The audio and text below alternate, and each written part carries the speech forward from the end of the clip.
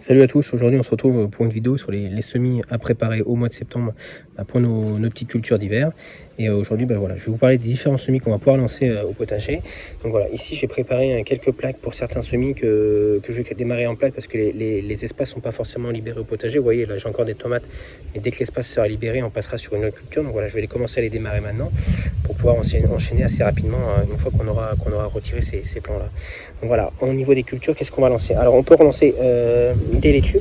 Donc voilà, moi je l'ai déjà fait, là j'ai relancé début août et fin août, voilà, d'autres laitues.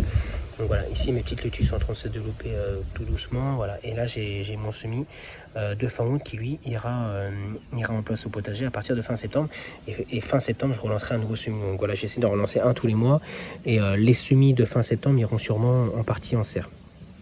Ensuite, ce qu'on peut lancer, des navets boules d'or. Donc voilà, ça on peut lancer. Et je vais vous montrer d'ailleurs comment je les sème ceux-là. Des épinards, on peut faire. Donc soit les épinards, on peut les lancer en plaque si jamais vous n'avez pas la place pour gagner un petit peu de temps. Ou alors vous le faites directement en pleine terre.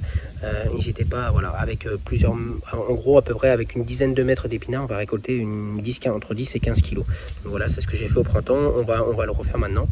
Donc on va faire des épinards en pleine terre. On va également faire de la mâche. Donc la mâche, moi je vais la démarrer dans une plaque comme celle-ci. Ça va me permettre de replanter les plants. Voilà, je vais mettre juste 1 à 2 graines par plant. Ensuite, j'en garderai qu'une par alvéole. Et après, je les repiquerai en passe au potager. Donc voilà, quand ils auront à peu près 4 feuilles. Et là, du coup, en faisant ça en septembre, on va pouvoir commencer à récolter notre mâche vers le mois de novembre. Ensuite, pour les régions avec un climat plutôt doux, on va pouvoir relancer des choux brocolis. Donc là, c'est à jet. On va les relancer plutôt dans des petites plaques comme ça. On fera un rempotage en pot individuel un petit peu plus grand vers la fin septembre, quand ils seront bien développés. Et on les plantera au mois d'octobre au potager. Voilà, ça sera plutôt une récolte de printemps ici. J'ai également semé du wasabino. Donc ça va apporter un petit peu de piquant dans les laitues. Donc c'est pas mal du tout aussi. Puis voilà, des radis à planter également. Donc voilà, je prépare les petites plaques et je vous montre comment je fais tout ça. Donc pour la mâche, je vous disais, je la mets dans des plaques, dans la plaque alvéolée. Et là, j'ai fait les petits trous avec un crayon juste avant. Et je vais simplement venir mettre 1 à 2 graines dans chaque emplacement.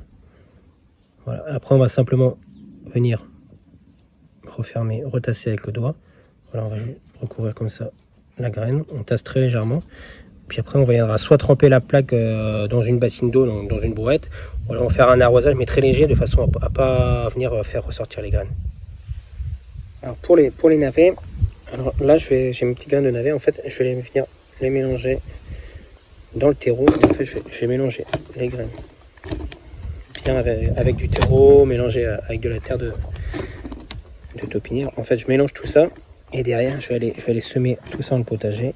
Et voilà, je vais vous montrer tout ça tout de suite. Donc là, je suis au niveau de ma structure et dans le carré potager du bas. Donc voilà, je vais juste venir dépailler parce que voilà, les graines sont assez fines.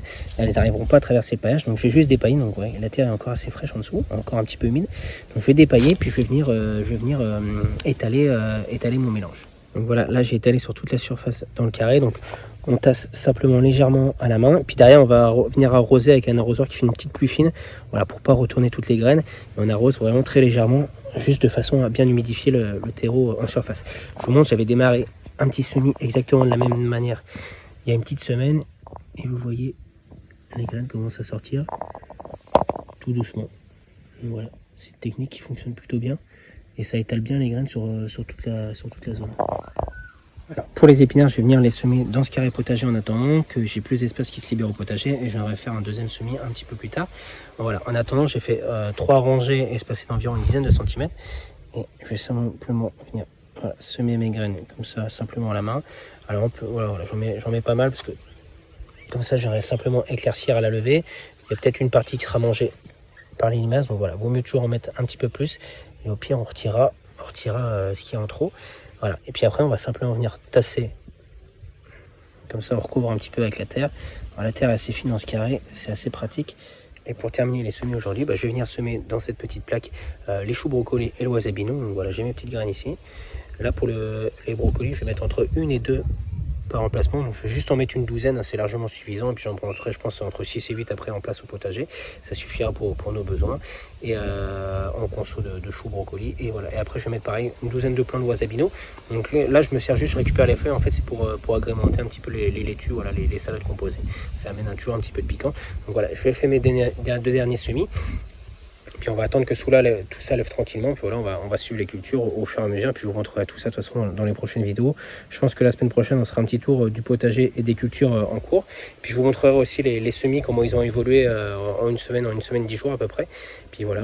J'espère qu'en tout cas chez vous, ça pousse plutôt bien. Je vous montre un petit peu vite fait la structure, comment elle est. Donc là, on est en pleine période de récolte des haricots verts.